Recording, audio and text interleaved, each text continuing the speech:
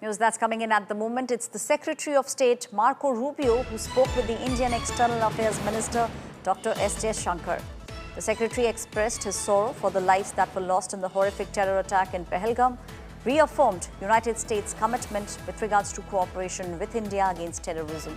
Also encouraged that India now needs to work with Pakistan to de-escalate the tension and to maintain security and peace across South Asia. This is the United States of America, which is now saying that they are firmly standing behind India. I am now joined on the broadcast by Bill Drexel, who's geopolitical expert, Hudson University, joining me from Washington, D.C. Bill, first and foremost, we have seen that it was the President, Donald J. Trump, who came out in support of India, said United States is standing firmly behind India.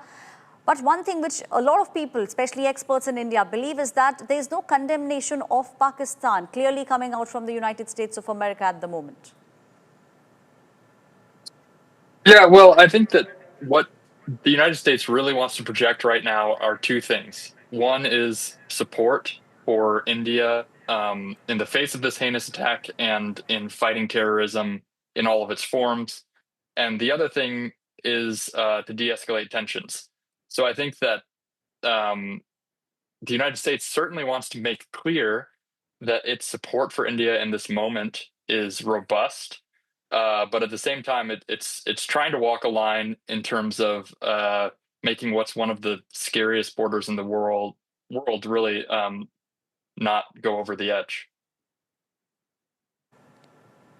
Well, what next can we expect coming in from the United States of America? Calls have been made both to India and to Pakistan. From what we can sense, the United States wants to make sure that the de-escalation happens and it happens very quickly. Yeah, that's right. I think we're going to see more of that message on both sides.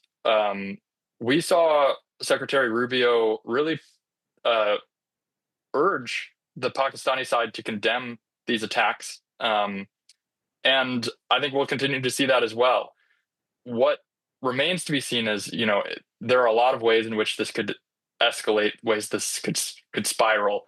And in worst case scenarios, yeah, there are ways that Pakistan calls on one of its closest allies, China, and that could complicate things greatly. But for now, I think what we're going to continue to see are more calls from the U.S. to de-escalate and continued support for India in the face of this heinous attack against terrorism.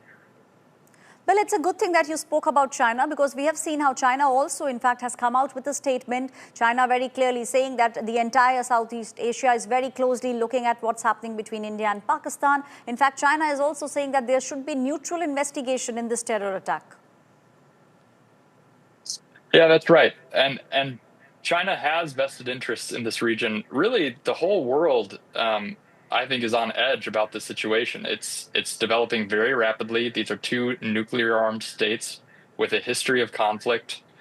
Pakistan is in a relatively unstable, fragile place, and this attack is a direct affront to Prime Minister Modi's success in attempting to kind of stabilize this region. So there's a lot of volatility.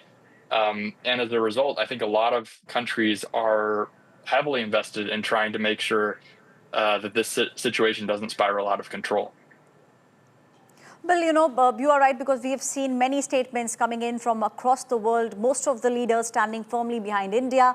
But, looking at the fact that India has tried to make sure that these incidents do not happen, way back what happened was in 2019. And now we are seeing this attack on civilians. So India responding is something that we will definitely see. But with regards to the United States, do you believe, Bill, that there could also be an offer coming in from the US to mediate in this situation at the moment?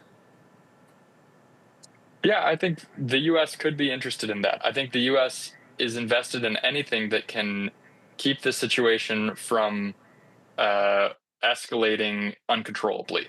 And so if that looks like mediation, I think it's likely that the U.S. would be very keen to use its connections with both countries to facilitate more dialogue.